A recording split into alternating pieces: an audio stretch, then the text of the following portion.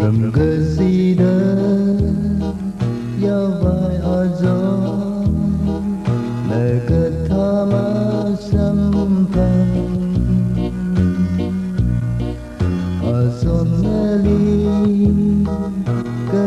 katha thada hekkida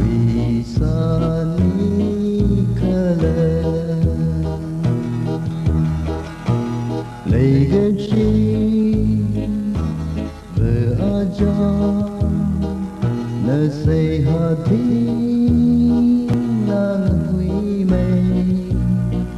Naoshiyo thangkhameiyana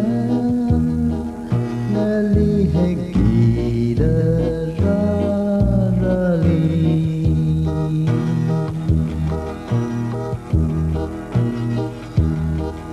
Ramkachida